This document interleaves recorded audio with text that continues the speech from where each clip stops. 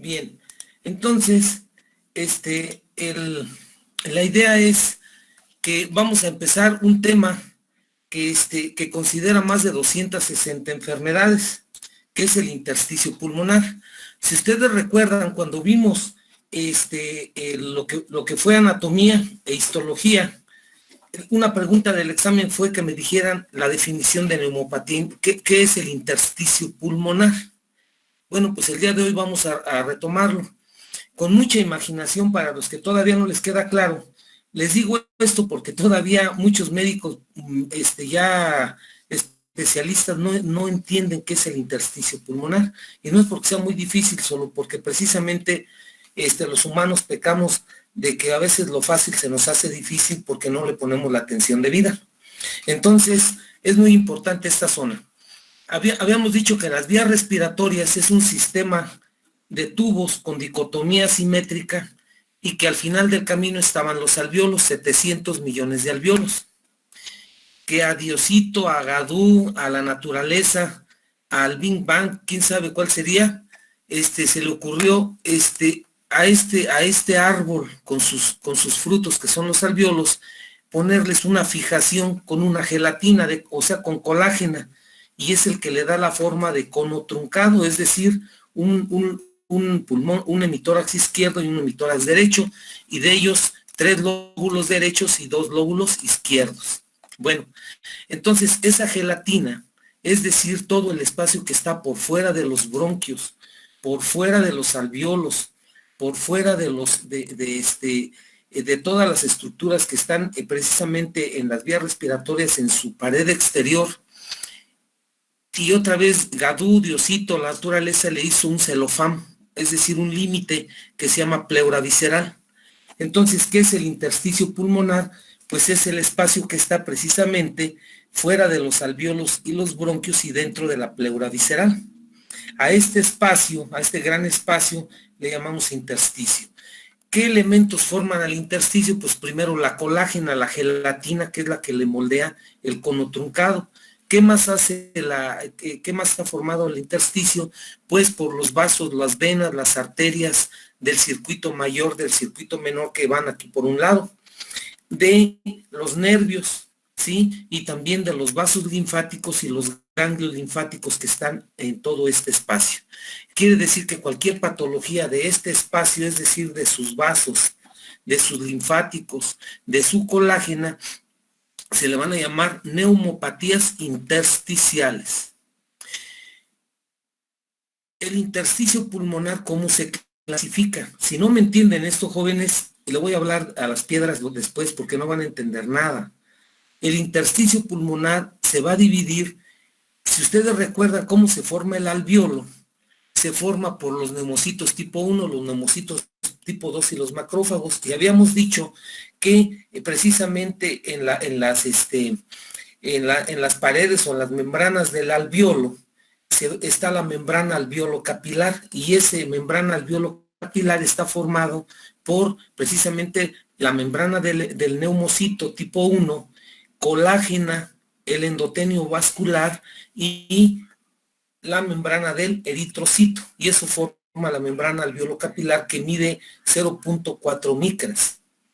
Si ustedes recuerdan esto, a eso le vamos a llamar intersticio alveolar, que ahorita como dato, el problema del COVID, en donde está en esa membrana alvéolo capilar, los pacientes hacen SIRA, síndrome de insuficiencia respiratoria aguda. ¿Qué es el SIRA? Es una alteración de esa membrana alvéolo capilar y que precisamente ocasiona falta de intercambio de gases, es decir, alteraciones de la difusión de gases, ocasionando una hipoxia, una hipoxemia refractaria, y el paciente pues muere por insuficiencia respiratoria aguda.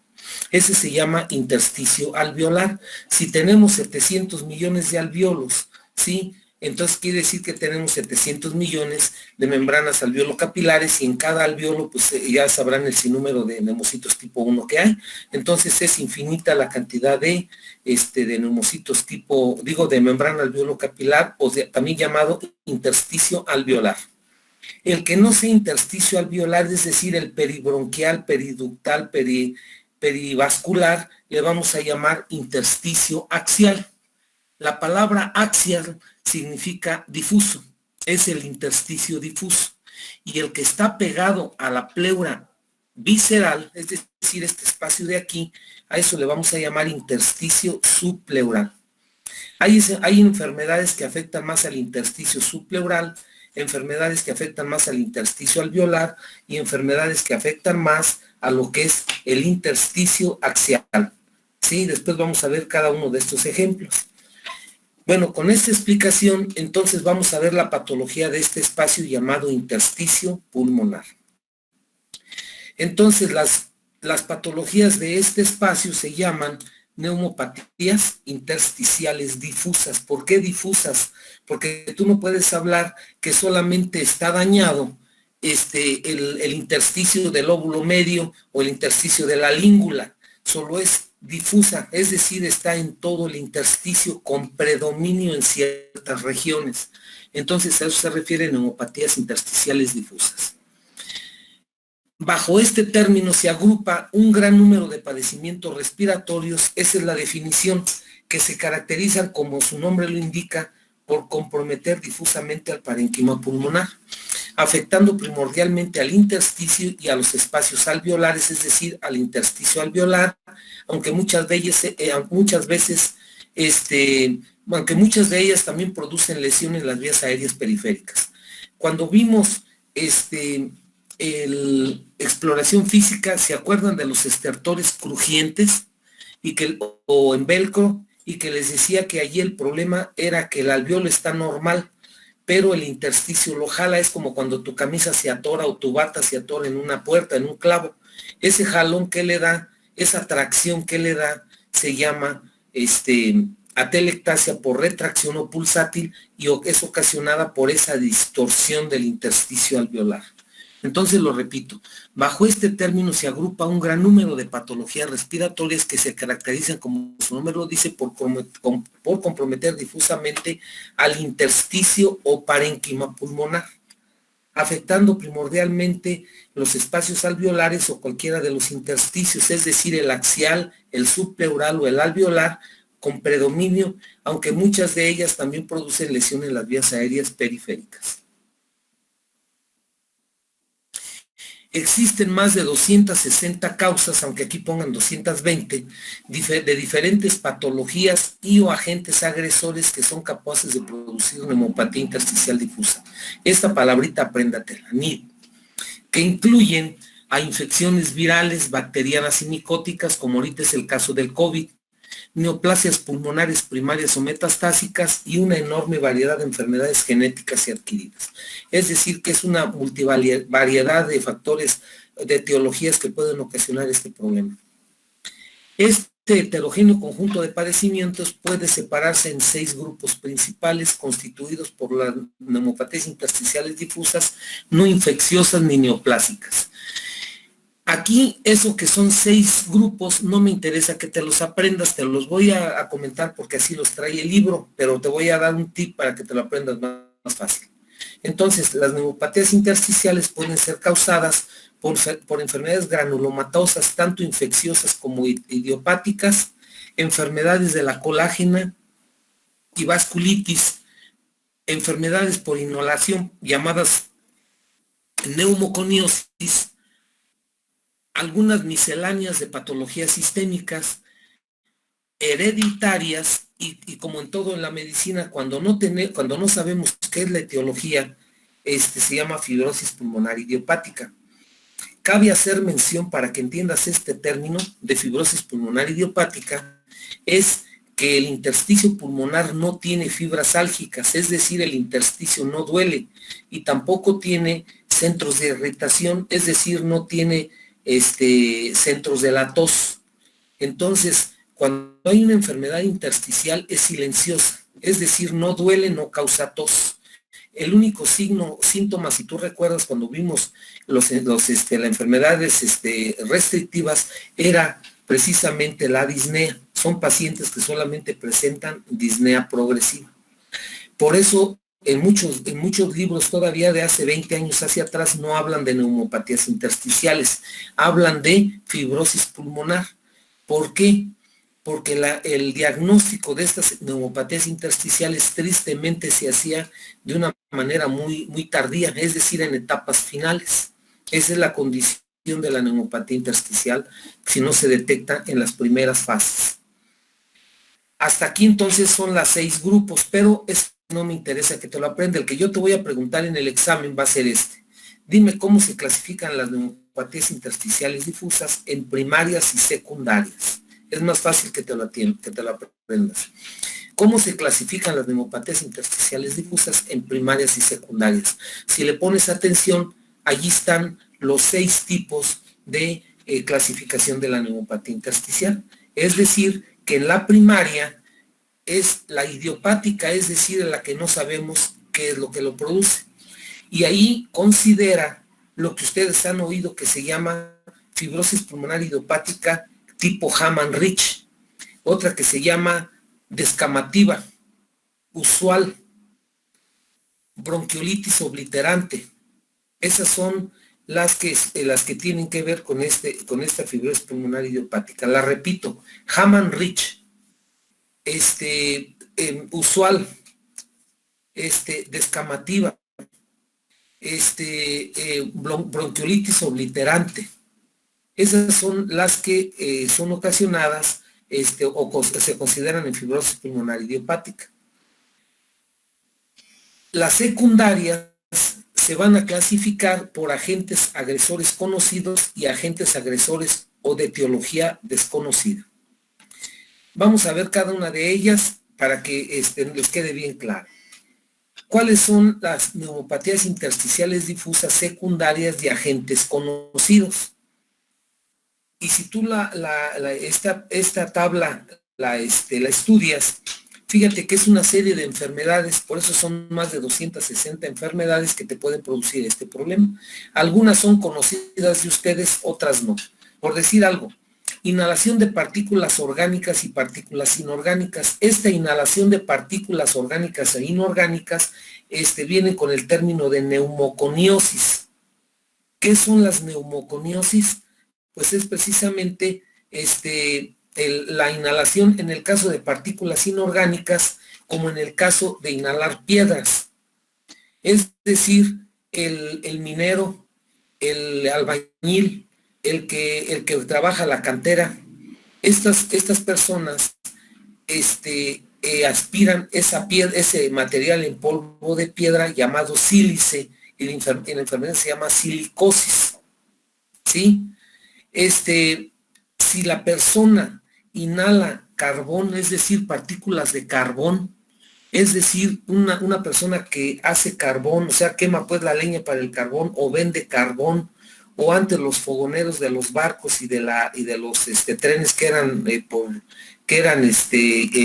conducidos por vapor de agua y necesitaban toneladas de leña, las personas que fuman o las personas que cocinan con carbón o con leña, la enfermedad se llama antracosis, que va a ser pregunta de examen. ¿Cómo se llama la neumopatía intersticial por inhalación de partículas inorgánicas? Por silicosis, por carbón, antracosis.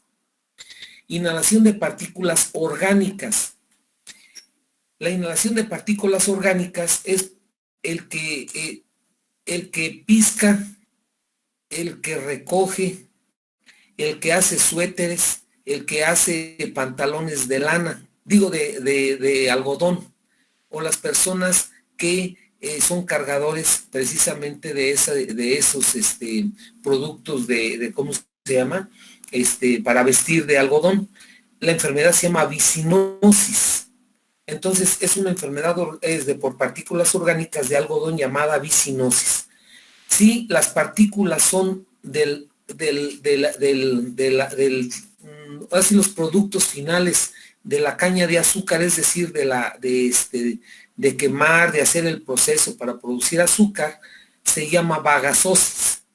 Entonces tenemos neumoconiosis, en las cuales puede ser antracosis, silicosis, vicinosis y bagasosis. Esas son las principales de partículas inorgánicas orgánicas, y a estas juntas, la inhalación de ambas partículas se les llama neumoconiosis.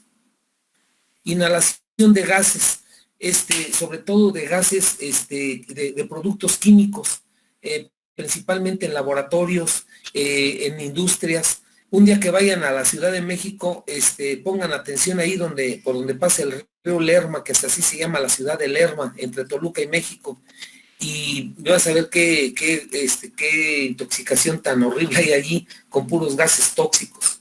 Huele desde lejos muy feo el gas, ese río, de tantos químicos, tanto en líquidos y gaseosos, que se vacían a ese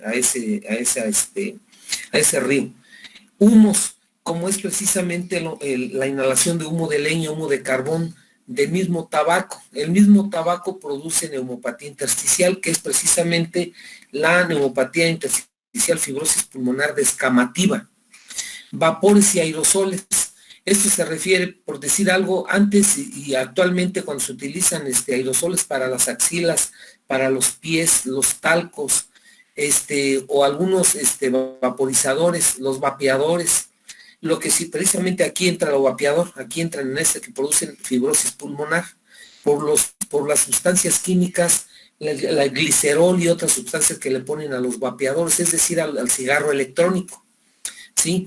Entonces, vean que esto produce neumopatías intersticiales. Medicamentos, principalmente medicamentos antimetabolitos, metrotexate, algunos antisépticos urinarios como el ácido nalidíxico, el cisplatino, producen fibrosis pulmonar.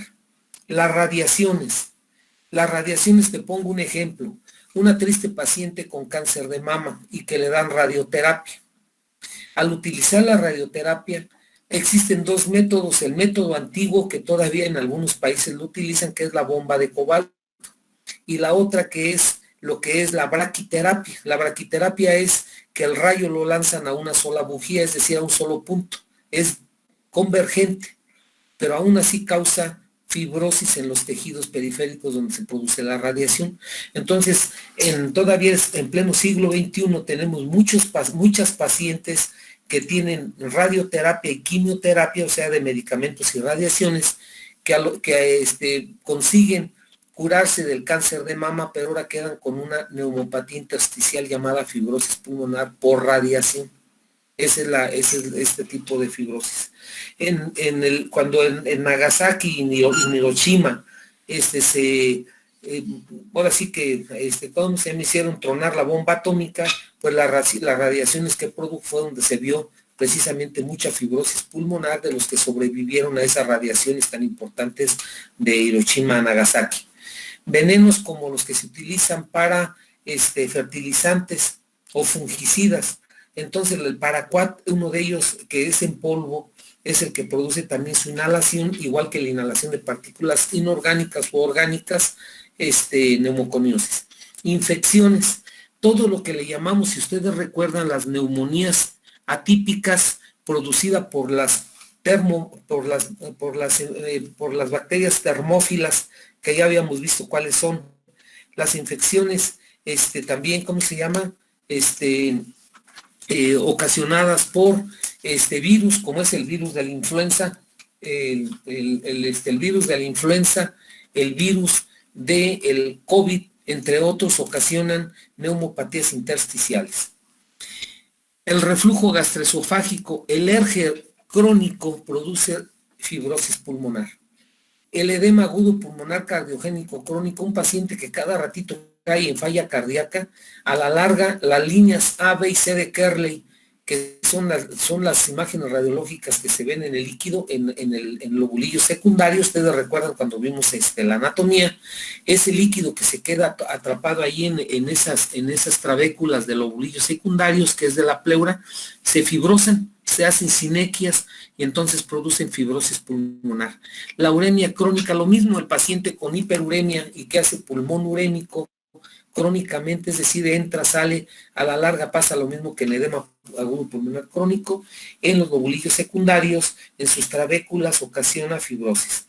Y las neoplasias, a todo lo que le llamamos cáncer metastásico pulmonar, ¿sí? sea de colon, sea de tiroides, sea de mama, sea de testículo, todo cuando veamos imágenes intersticiales de neoplasia son, antes de decir que es un cáncer metastásico, la película se llama neumopatía intersticial secundaria a cáncer metastásico de X lugar. Aquí en infecciosas me faltó decir la tuberculosis miliar. Precisamente la tuberculosis miliar es una neumopatía intersticial ocasionada por la tuberculosis linfohematógena. Aquí tenemos a los agentes agresores de etiología desconocida, y si tú lo ves aquí, está un cuarto de la medicina interna de Harrison. Enfermedades de la colágena. Vamos a ver enfermedades de la colágena y luego nos seguimos con las otras. Si tú recuerdas cómo se clasifican, dicen los reumatólogos que no se debe decir enfermedades de enfermedades reumáticas, solo se llaman enfermedades del tejido conectivo. Bueno, pues aquí las tienes. Si tú recuerdas, la gelatina que está en el intersticio pulmonar, pues es colágena.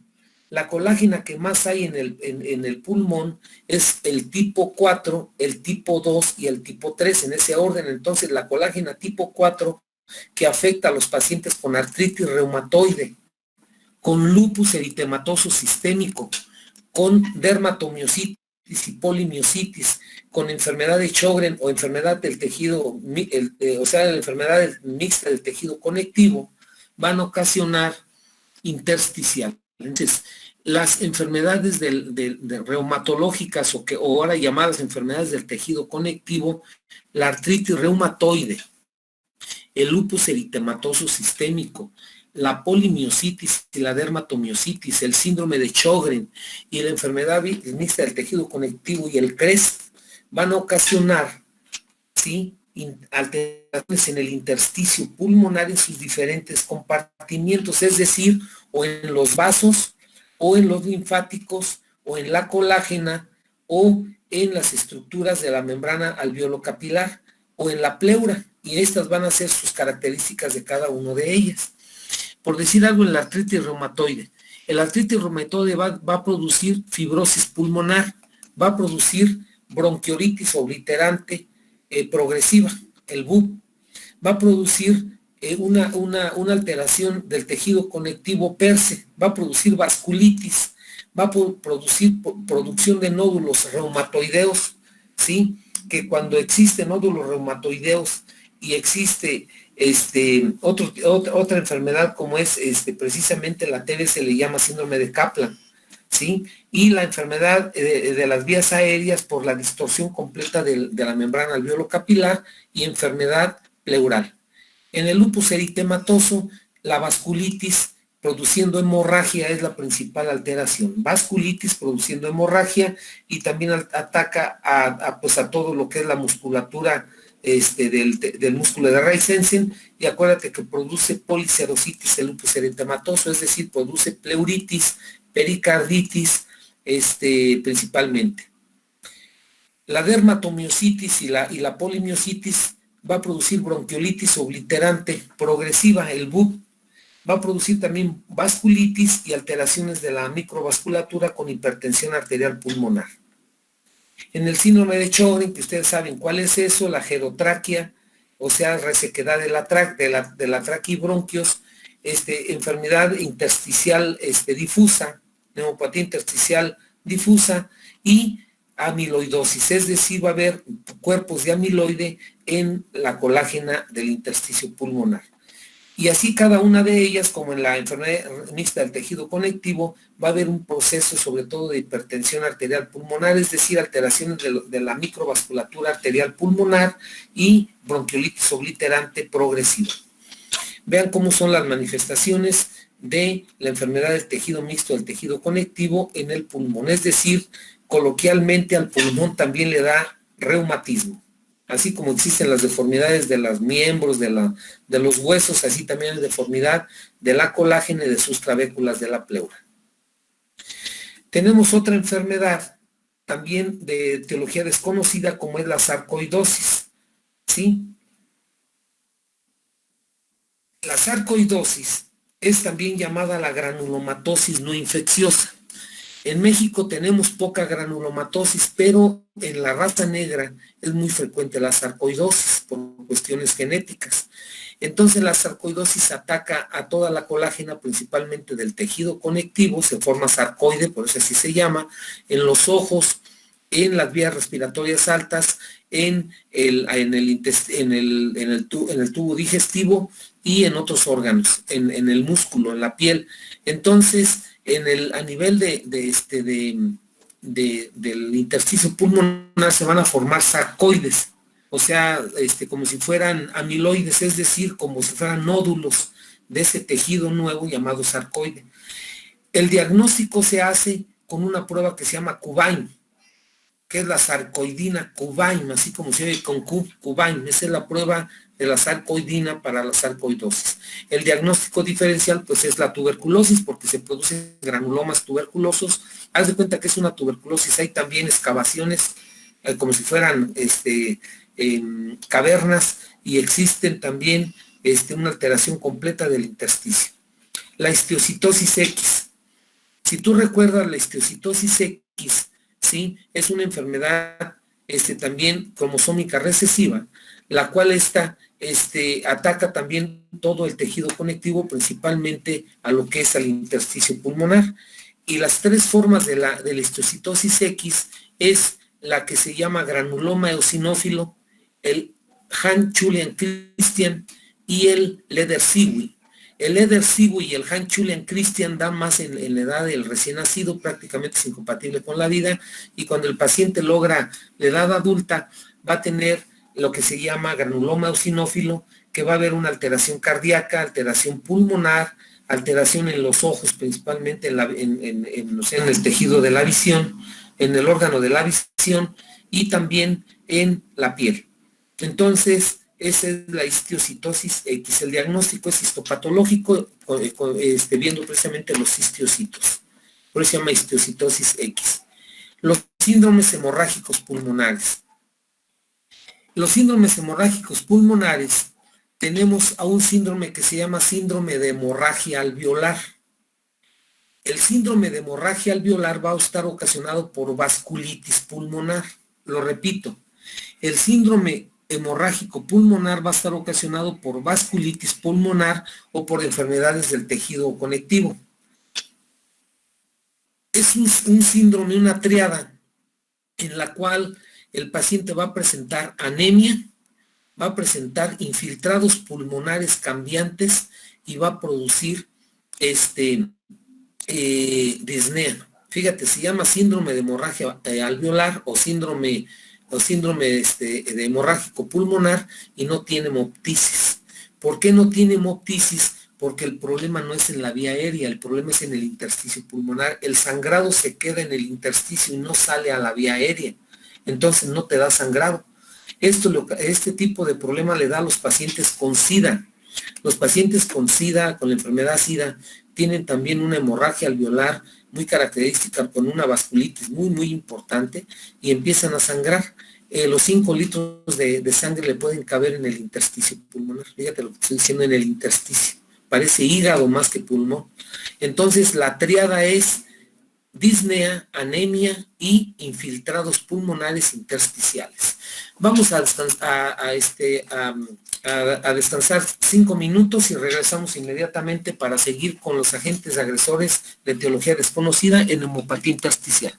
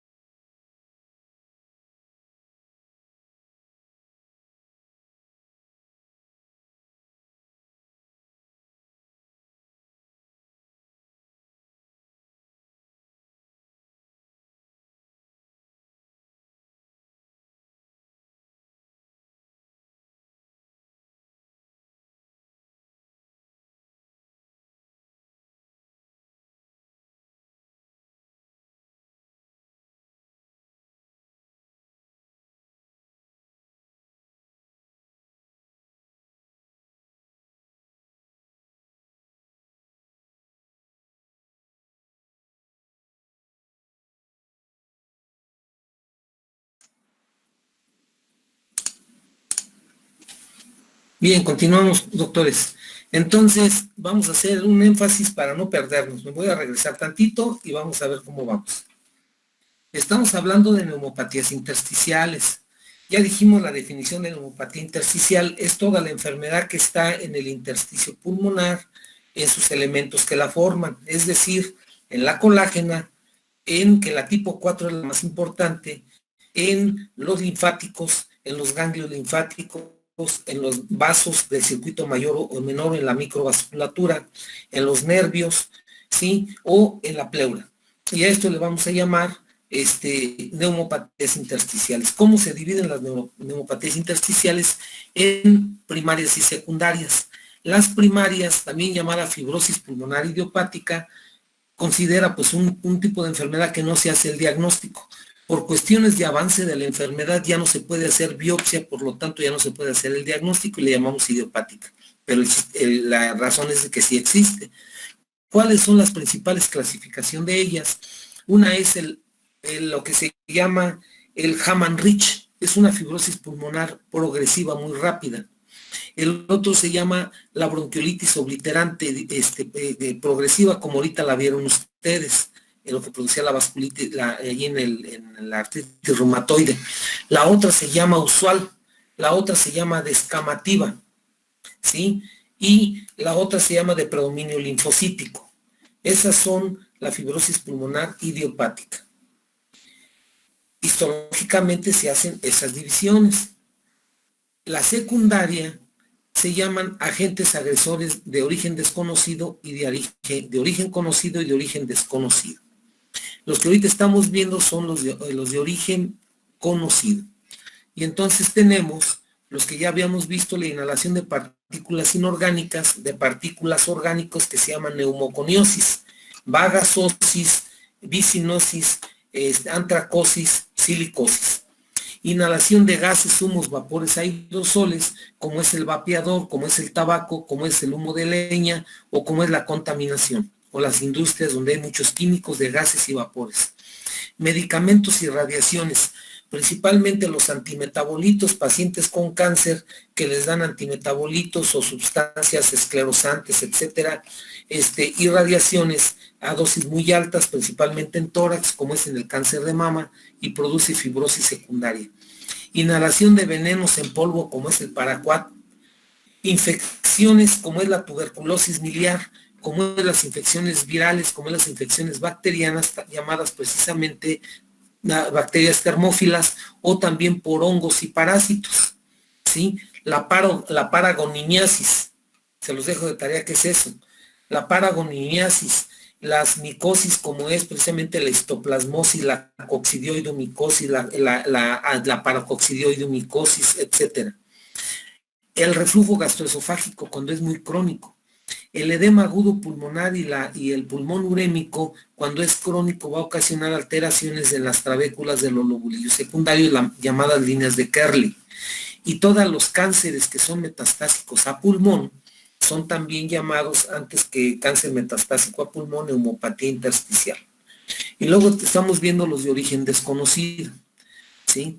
Los de origen desconocido, ya vimos las enfermedades de la colágena o enfermedades del tejido conectivo, en los cuales vimos la artritis reumatoide, el lupus eritematoso, la dermatomiositis y polimiositis, la enfermedad mixta del tejido conectivo y el síndrome de Crest, y también el Sjögren. La sarcoidosis, que habíamos dicho que es una granulomatosis muy parecida a lo que es la tuberculosis, y aquí el diagnóstico es con la sarcoidina, en lo cual se forman tumores de sarcoide en todo el intersticio pulmonar. La esteocitosis X, que es una enfermedad hereditaria, en la cual el problema va a ser va a ser precisamente en la colágena de varios órganos, de varios sistemas, principalmente el pulmonar, el ocular y el dérmico, pero también a nivel de hígado. Entonces se forma este tejido histioide o histiodia X, el cual cuando es en el adulto se llama granuloma eosinófilo y en el niño se llama Leder-Siwi y Han-Julian-Christian. Son las enfermedades de histocitosis X. Dijimos que hay un síndrome en el aparato respiratorio que se llama síndrome de hemorragia pulmonar o alveolar, síndrome de hemorragia alveolar o pulmonar, y que es una tríada donde le tomas una biometría hemática y va a tener anemia, de que no se puede en un momento dado dar un diagnóstico a qué se debe esa anemia.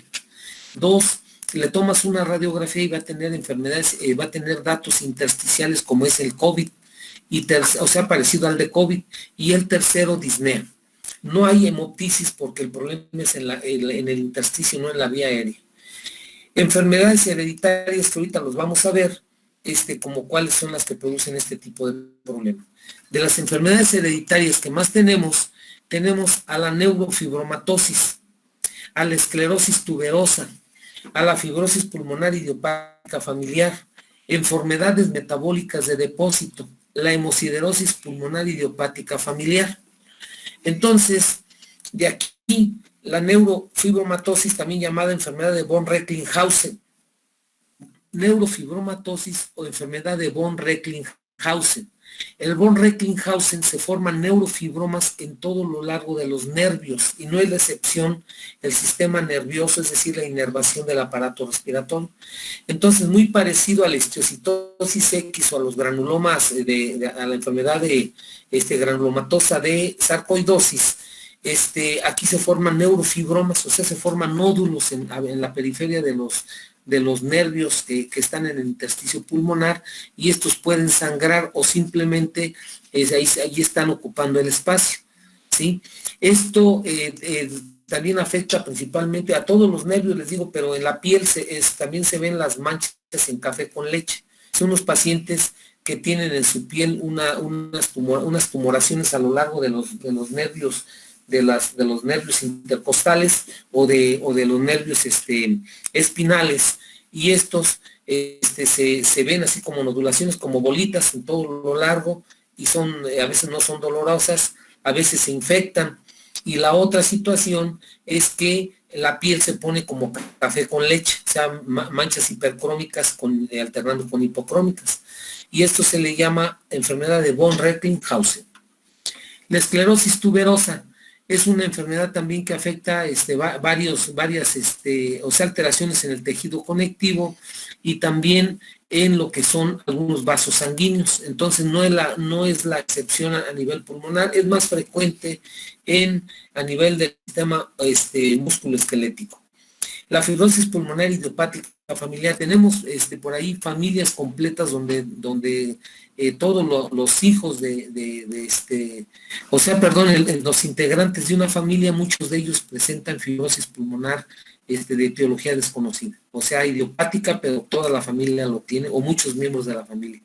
Enfermedades metabólicas de depósito, ¿sí? Enfermedades metabólicas de depósito, como son precisamente enfermedades de alteraciones en el metabolismo de ciertas sustancias, ¿sí? En las cuales cuando se ingieren se depositan en el intersticio pulmonar, y ahí llegan al pulmón, ahí lo toma el macrófago y lo meten al intersticio y ahí se quedan. La hemosiderosis pulmonar idiopática, en ocasiones los pacientes van a comenzar con anemia también y con hemoptisis o con expectoración con sangre ya molida, ya cuajada, ¿sí? Y le toma la radiografía y va a tener hemorragia, es decir, depósitos de hemosiderina, es decir, de hierro a nivel del intersticio pulmonar, y también van a hacer imágenes intersticiales. Le haces una biopsia y sale que es hemosiderina, es decir, son derivados de la hemoglobina ahí en este tipo de depósitos. Y esta casi siempre se llama hemosiderosis pulmonar idiopática familiar. Entonces, estas son las principales que son en cuanto a enfermedades hereditarias. Las vasculitis. Las vasculitis son enfermedades que afectan, como su nombre lo dice, a la microvasculatura o a los vasos de mediano o gran calibre, ¿sí?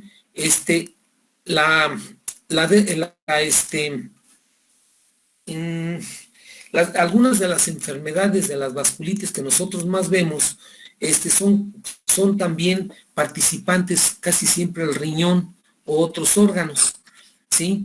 Una de ellas, la que ustedes conocen mucho, es la granulomatosis de Wegener, ¿sí? O también llamada la granulomatosis de Wegener. La otra es el Chur-Strauss. El Chur-Strauss, que es precisamente una de las que más sangra. O sea, cuando tú tienes una hemoptisis, habíamos visto cuando vimos hemoptisis en síntomas y signos, que a veces la hemoptisis es de origen desconocido y una de ellas es la vasculitis, y entre ellos la que más sangra es la Chur-Strauss, ¿sí? Y otra que se llama Henon-Chonley. Entonces, la que más conocemos es la granulomatosis de Wegener y los anticuerpos antimembrana basal, ¿sí?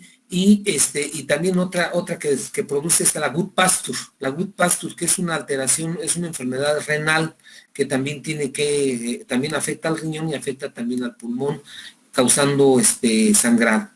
Entonces, estas vasculitis son las que vemos que producen el síndrome de hemorragia alveolar más frecuentemente en el pulmón. Ya vimos en enfermedades del tejido conectivo la espondilitis anquilosante, que es otra de las que produce este tipo de problemas. Hace rato les decía que en la fibrosis pulmonar idiopática había una que se llamaba de predominio linfocítico, linfoidea. Esa es de las enfermedades intersticiales de fibrosis pulmonar idiopática, igual que la bronquiolitis obliterante con neumonía organizada.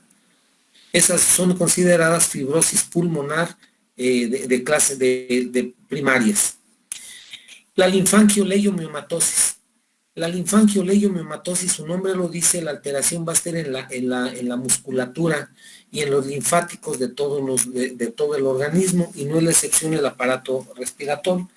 Estos pacientes con linfangioleiomyomatosis, casi siempre el 99% de los pacientes son mujeres y tienen el antecedente de que no pueden procrear hijos, es decir, son núbiles.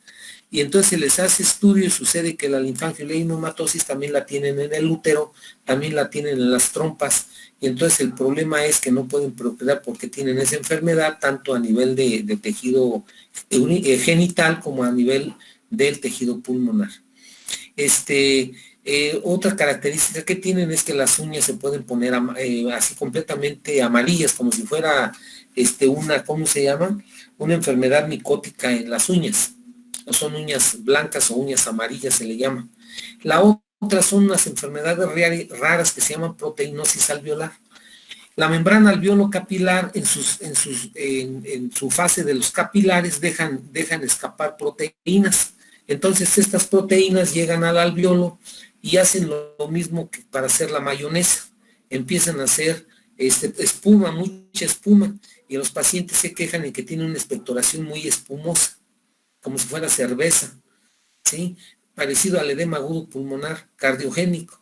Y esta proteinosis alveolar, pues va a ocasionar, se hace el diagnóstico porque el paciente siempre está expectorando, sí, pero no expectora amarillo, solo nada más todas las proteínas. Y la microlitiasis, también nosotros tenemos litiasis pulmonar.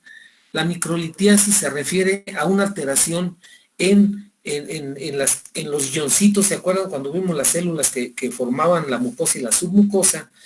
Pues también se ve una alteración en el intersticio, donde los macrófagos toman esa alteración de los electrolitos, donde hay mucha calcificación, lo mete al intersticio y forma piedras. Entonces se llama microlitiasis bronquial e intersticial. Estas son los agresores, enfermedades que ocasionan neumopatía intersticial de origen desconocido. Ya vimos las hereditarias dentro de esta clasificación, ¿sí? Ya vimos también las neumopatías del tejido conectivo. Y entonces, aquí la idea es la siguiente. Sea primaria o sea secundaria, cualquiera que sea de las 220 causas que ocasionan las neumopatías intersticiales, por lógica, unas van a ser agudas y otras van a ser crónicas. Para que me entiendan esta foto, vamos más o menos a hacer lo siguiente con mucha imaginación. Aquí vamos a poner el número 0, aquí. Aquí es el número 0 y acá es el número 100. Acá es el número 100, es decir, es una carretera de 0 a 100. De 0 a 100. Con mucha imaginación, aquí van caminando las 160 enfermedades de neumopatía intersticial. Unas van rápido y otras van lentas, es decir, unas van en jet, otras van en moto, otras van en auto, otras van en bicicleta, otras van caminando y otras van de rodillas. Lo vuelvo a comentar.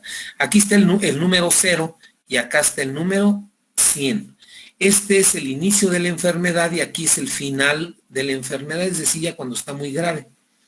En este camino lo van a recorrer más de 260 enfermedades. Unas van a ir rápidas y le vamos a llamar agudas, otras van a ir menos rápido, le vamos a llamar subagudas y otras son crónicas. Entonces van a ser agudas, subagudas y crónicas.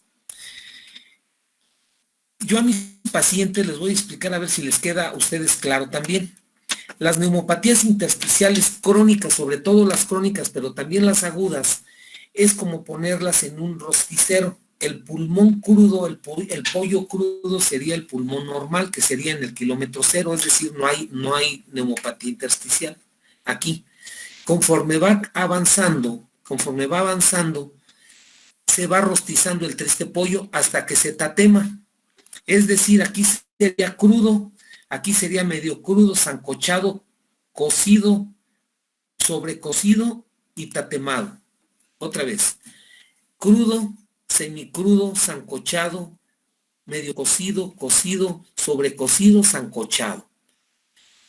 Si esto le ponemos, a esto que ahorita acabo de decir, le ponemos nombre médico, vamos a ver que en los primeros 50% de la carretera, es decir, hasta el kilómetro 50, el proceso es inflamatorio.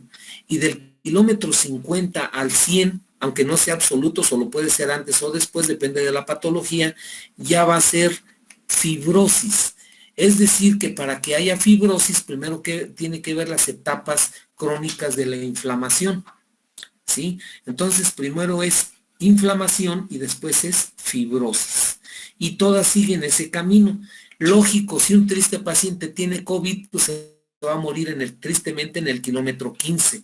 O sea, nunca va a alcanzar la fibrosis, se quedó inflamado. Tú le haces un corte histológico y te va a decir que tiene un proceso inflamatorio muy severo y algo de fibrosis.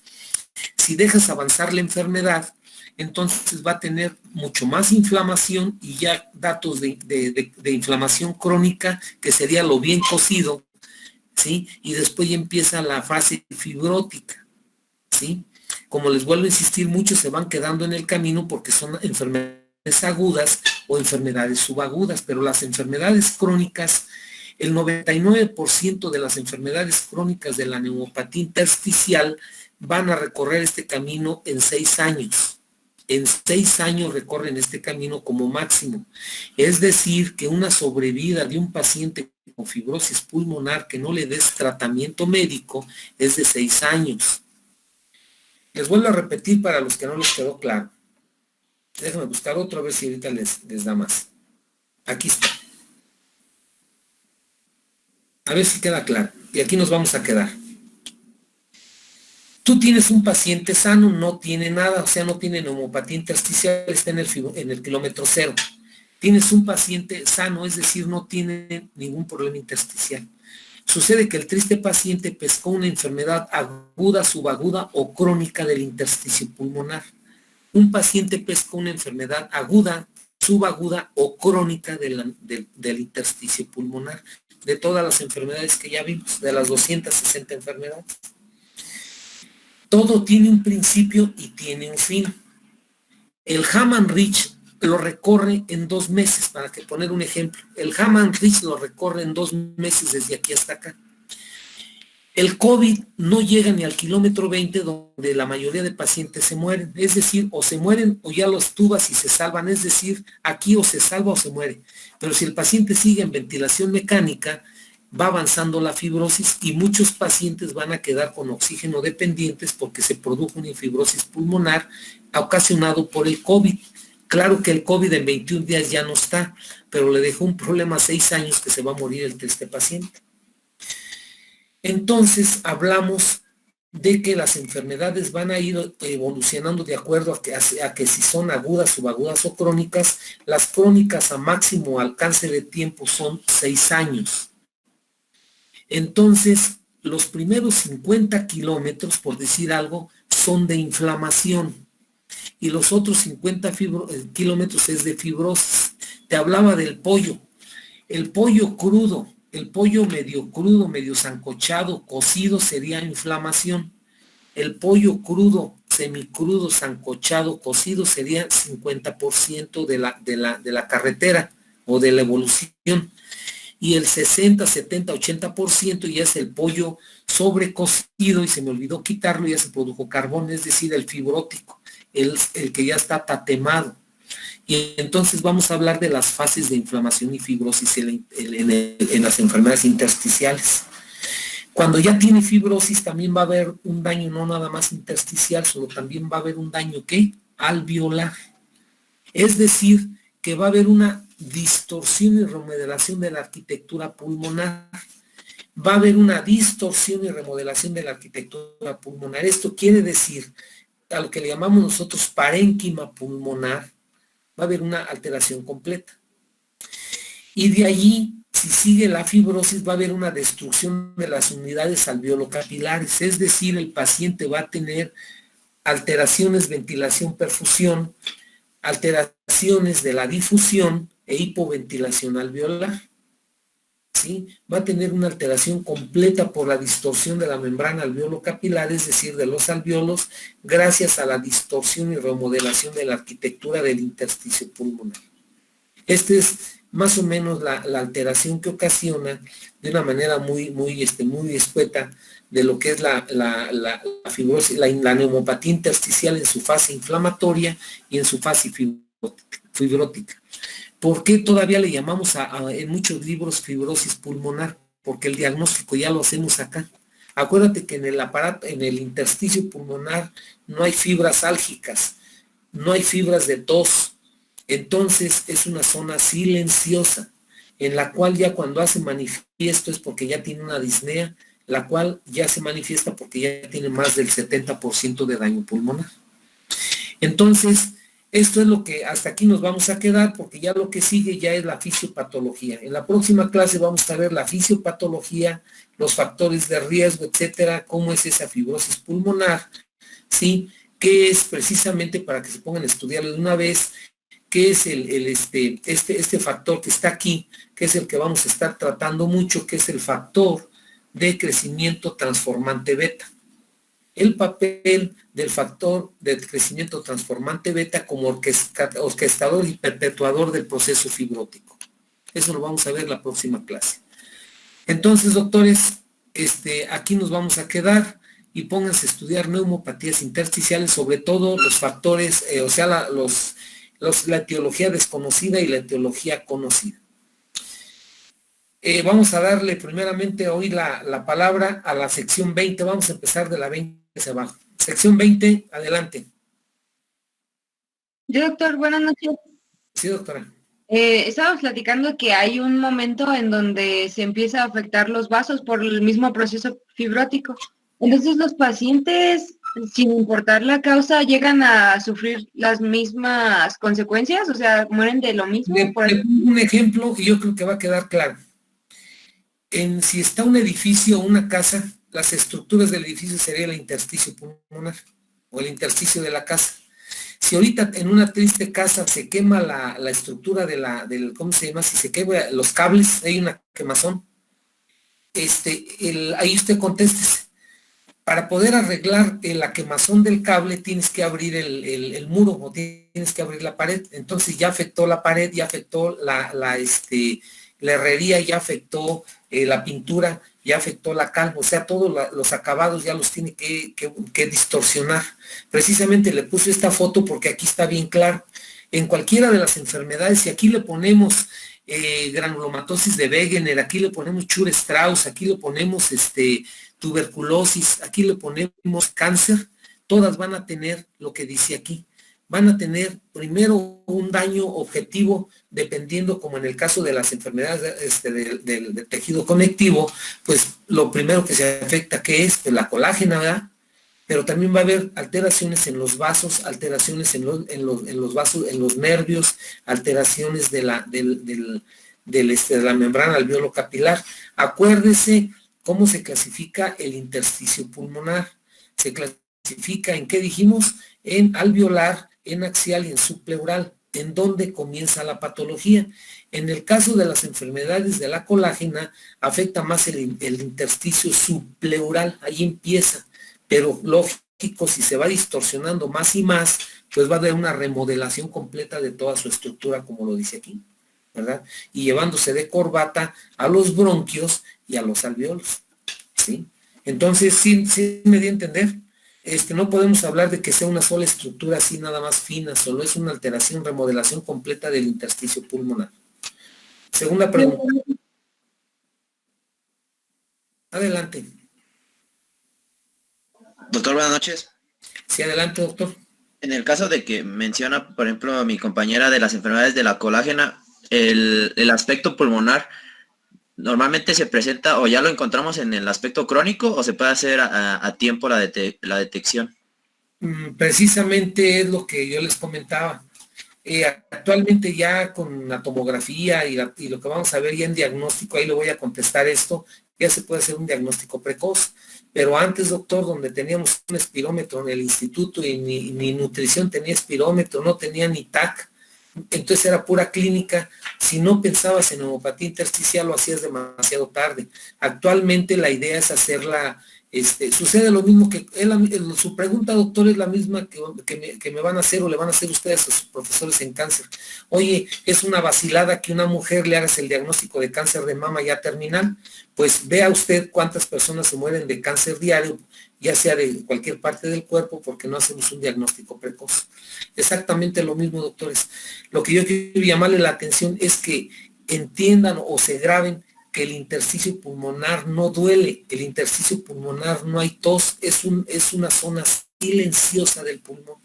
Entonces, si ustedes no piensan en la repercusión que puede tener una enfermedad del tejido conectivo, cuando tiene lupus o cuando tiene artritis reumatoide, pues lo dejas avanzar. Claro que los reumatólogos sí lo hacen, pero hay gente que está tratando artritis reumatoide o lupus y nunca se les ocurrió pedirles una tele de tórax o una TAC hasta que ya el paciente tiene disnea. Y su pregunta que me hace y el diagnóstico fue demasiado tarde. Entonces, doctores, hay que pensar en intersticio pulmonar. Esa es la situación. ¿Sí? Muchas gracias, doctor. Esa es la idea. Como es silencioso, doctor, tristemente seguimos haciendo los diagnósticos muy tardíos. Tristemente, doctor. Buena pregunta. No, tercera pregunta. Adelante, doctores. Yo, doctor. Adelante. Sí, de los agentes causales conocidos, ¿hay alguno que sea más común? Por ejemplo, los humos.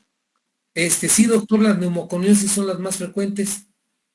Las neumoconiosis son de los que más vemos nosotros. Vamos a echarle una trillada más adelante, pero sí, son enfermedades que ahorita ya también acuérdense que es otra rama de la medicina, que es la medicina laboral. Váyanse también pensando por ahí en esa rama, doctores, que hay demanda ¿cómo se llama?, de médicos de medicina laboral. Demanda, doctores. Y ahí lo que ven más es estas tres primeras, doctores, es donde hay demandas. Ahorita simplemente, ¿sabes dónde tiene una bomba de tiempo a mediano plazo? La mina de ¿cómo se llama? Que tenemos ¿cómo se llama? De acero. Bueno, la mina pues de hierro que está ahí en Lázaro Cárdenas, lo que se llama Las Truchas. Allí tienen un desmadre organizado. En cuanto a los tristes trabajadores, no les dan para protegerse, doctores, y ahí hay gases, humos, vapores, químicos, aerosoles, todo esto que está aquí, más lo orgánico, inorgánico, y los tristes pacientes acaban con fibrosis pulmonar. En un periodo no muy largo vas a ver que ahí va a haber una bomba porque va a haber una demanda de todos los trabajadores que están en contacto con estas sustancias porque van a tener fibrosis pulmonar. ¿Sí me doy a entender? Entonces, esa es la situación. Muchas enfermedades laborales tienen que ver con esto. Claro que son las más frecuentes. ¿Cuáles siguen? Las de radiación y medicamentos. Hace rato yo les comentaba que en pleno siglo XXI yo tengo muchas mujeres con cáncer de mama que su repercusión es fibrosis pulmonar. Y no se diga, doctor, por las infecciosas, ¿verdad? Que yo pienso que de todas es la primera, doctor. Ahorita la estamos viviendo, ¿de qué están muriendo los pacientes de COVID? ¿O dónde está el objetivo del COVID? Pues en el intersticio pulmonar, en el intersticio alveolar. ¿Sí? Entonces, de agentes conocidos, las más frecuentes son las infecciosas. Y de una vez le contesto. Y de las de agentes desconocidos, las más frecuentes, los más frecuentes que nosotros vemos son enfermedades del tejido conectivo. Enfermedades reumáticas son las que se llevan en primer lugar. Y ya después todas las que ustedes quieran. Hay unas de ellas que son poco, simplemente disciocitosis X en el instituto, te estoy hablando del instituto, que a mí como residente o como adscrito me hayan tocado, si yo he visto más de 30, he hecho mentiras. De sarcoidosis, fíjate, de lo que yo me acuerdo en el instituto, y uno de esos casos yo lo presenté como residente, fue un trabajo, son como 6 casos en los 30 años que estuve en el instituto. Entonces no son frecuentes, pero el síndrome de hemorragia alveolar, doctor, en los pacientes con VIH-Sida o en los pacientes con enfermedades renales sí es frecuente, o sea, las vasculitis, ¿sí? Y las idiopáticas, o sea, las que están acá, doctores, estas, que ahí hay unas enfermedades de tejido desconocido, las idiopáticas todavía sigue siendo en un rango muy importante. ¿Por qué le pones idiopática? Porque ya no está tan avanzado, ya está tatemado el pulmón, doctor, que es más riesgo hacerle la biopsia que darle tratamiento. ¿Sí me doy a entender? El tratamiento ya no lo vas a cambiar. Entonces lo dejas ya como idiopática. Porque ya no está en condiciones de hacerle ni biopsia ni nada porque ya es oxígeno dependiente. Entonces, de todas, las que se llevan en primer lugar son las infecciosas. Son las infecciosas que son de agentes conocidos, seguida por las enfermedades laborales, seguidas de ahí por enfermedades de la colágena, las enfermedades sistémicas como son las vasculitis, ¿sí? Y la fibrosis pulmonar idiopática. Esa que está ahí. Voy a darle vuelta para que les vean dónde están. Es la que se llama aquí bronquiolitis obliterante, neumonía organizada con bronquiolitis obliterante, la linfoidea, la otra que se llama usual, no sé si esté aquí, no está la usual, y la otra es la descamativa, tampoco la veo aquí.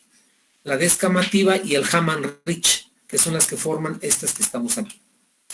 Contestado, doctor. Siguiente pregunta. Gracias, doctor.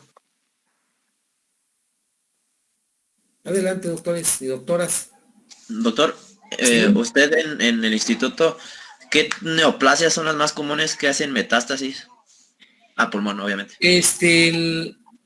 ¿Se acuerdan que les había comentado? Se lo repito, porque eso, ahora que veamos cáncer, puede ser pregunta de examen.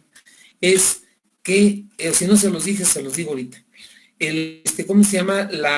El cáncer a pulmón es primero hematógeno, linfático y linfohematógeno. Las primeras causas de metástasis a pulmón linfáticas, el que se lleva el primer lugar es el de tiroides, le sigue el de mama y después el de estómago. El de hematógenas, el que se lleva el primer lugar son los sarcomas, el sarcoma de Ewing, el condrosarcoma, el leiomiosarcoma, el condrosarcoma. Son las de hematógenas. Y luego siguen las linfohematógenas. De esas, la más frecuente es el colon, le sigue después estómago, después le sigue CACU, que es un poco menos frecuente. No se diga el melanoma, que el melanoma donde más ataca es a la pleura primero y también al pulmón. ¿Sí? Y de toda la economía, doctor. Al fin y al cabo, todos los órganos acuérdate que por ahí pasa el circuito menor, todo se lo lleva la vena cava, llegan al ¿cómo se llama? Al circuito menor, a la arteria pulmonar, y de ahí se van al intersticio, o sea, al intersticio por los vasos linfáticos o los vasos sanguíneos. ¿Sí? En ese orden, doctor. Quinta pregunta. Muchas gracias, doctor. Gracias. Quinta pregunta. Adelante, doctoras, ahora están muy poco participativas. Doctoras de la sección 20. A ver, doctores de la sección 20, tampoco ya no hay. Doctor, buenas noches. Adelante, doctora. De los agentes agresores conocidos, ¿cuál de ellos causa la neumopatía intersticial más súbita?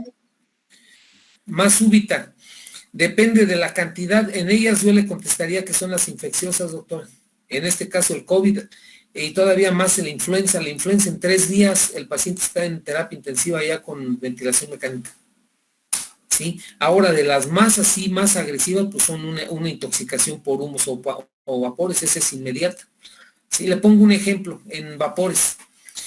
Eso es muy frecuente, yo creo que tristemente en su casa, a lo mejor no de muerte, pero sí de un sustote, sus abuelitas o sus tías les ha de haber pasado esto, que van a lavar el baño y le ponen agua caliente, abren los manantiales de agua caliente y luego le ponen ácido muriático y le ponen, ¿cómo se llama? Amonio y etcétera, y hacen un vapor, ahora sí que hacen un vapor venenoso.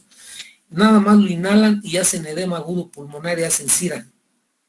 Y llegan a terapia intensiva, y si no se mueren, se intuban y sí les causa un problema de sira grave en ese entorno. Es de las más frecuentes. Siguiente pregunta, sexta pregunta. Gracias, doctora. Gracias, doctor. Gracias. Sexta pregunta. Adelante. Se abre entonces a todos los compañeros. Sexta pregunta. ¿Ya no hay doctores? ¿No? Oiga, ¿Ya doctor, todo les quedó claro? oiga, Adelante, doctor, doctor. Sí. ¿qué tan común es que haya una neumopatía en los pacientes con reflujo crónico? Es frecuente, doctor. Las pacientes con reflujo crónico lo pueden tener porque lo que hacen la teoría es que el jugo, la broncoaspiración crónica puede llegar hasta el alveolo, lo toman los macrófagos, lo fagocitan, lo meten al intersticio y lógicamente el ácido pues los perfora, así los mata. Entonces se riega el ácido clorhídrico en el intersticio y pues produce fibrosis. Depende del grado de reflujo que tenga, doctor. Pero sobre todo en un reflujo por una hernia hiatal grave, o sea, pues muy grande, sí puede ser, causa este tipo de problema. ¿Sí? Adelante. Séptima pregunta. Adelante, doctores. ¿Ya no hay preguntas? Yo cuando estudié el tema como residente, juro que yo aquí me la pasé haciendo preguntas, ¿eh? A mí no me quedó muy claro muchas cosas. O a lo mejor ustedes ya habían visto este tema muy bien. ¿Ya lo habían visto con sus compañeros del año pasado? Pregunto, doctores. No, doctor. Doctor, Entonces, adelante, doctora. ¿me podría repetir la X, los habló de la granuloma eosinófilo en los adultos? Granuloma eosinófilo, Hanschul, Christian y Leder-Siwi. Son los 3 tipos de patología en histosis X. Échale un ojo, es interesante. Sí, aunque no es muy frecuente, yo en toda mi vida vi, como le digo, como 4 casos y uno de ellos yo lo llevé aquí de Morelia, un ingeniero que por cierto fue mi gran amigo y que se murió de histosis X, murió de daño hepático, porque también le da en diferentes órganos. Sí, así es. Séptima pregunta. Gracias, doctor. Gracias. Doctor, buenas noches. Nos A ver. había comentado de una triada que aparecía en las vasculitis pulmonares en pacientes. Síndrome de hemorragia alveolar, así se llama. Anemia, infiltrados intersticiales cambiantes y disnea. Que como les decía, pues si dice hemorragia, pues hemoptisis, no, doctor, no hay hemoptisis. Hay, porque es en el intersticio. Entonces, esa es la triada, doctor, disnea, anemia e infiltrados pulmonares intersticiales cambiantes. Octava pregunta. Gracias, doctor. Octava pregunta. ¿No? Ya lo dejamos así. Yo, doctor, Adelante, doctor. ¿qué es lo que podemos hacer para evitar que el diagnóstico sea tardío de alguna de estas patologías? Por ejemplo, antes de que presenten síntomas, si no presentan. ¿Se acuerdan cuando vimos exploración física que les decía que si ustedes oyen estertores crujientes, que hasta les decía que era el velcro o el plop plop que se hacía, o el rechinar del ¿cómo se llama? Del sarcófago de Drácula, ¿sí se acuerdan? Cuando eso lo ausculten, esos son estertores crujientes o en velcro, ¿sí? y que eso es patognomónico de patología intersticial. Es decir, cuando tú oigas eso en exploración física es un buen principio. Ya sabe diagnosticar intersticio pulmonar. Y lógicamente hacer una radiografía, ¿verdad? Cuando menos cada 6 meses en cualquier paciente que tenga patología respiratoria. Y así sería, doctor. Sí, esto lo vamos a ver en diagnóstico. Novena pregunta, que es en la clase que sigue, creo. Novena pregunta. Adelante. ¿Ya no? Bueno, entonces, doctores, vamos a la próxima clase a ver patogénesis, la fisiopatología de lo que es esa situación de neumopatía intersticial. Y después vemos el diagnóstico, que es lo que ahorita me han preguntado varios. Ese diagnóstico lo vamos a ver cómo se hace y de una manera temprana, y después tratamiento. Todavía nos falta mucho para ello. Vamos a ver todo lo radiológico, el vidrio de ilustrado, todo lo que ahorita las preguntas que me estaban haciendo. Aquí están en estas que les estoy mostrando. Entonces lo vamos a ver la próxima vez. Bueno, doctores, pues pónganse a estudiar, que tengan buena noche y nos vemos pasado mañana. Vamos muy bien. Gracias, doctor, igualmente. Que les vaya bien, doctores. Buenas noches. Muchas gracias.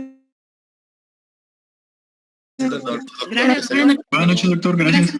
Buenas noches.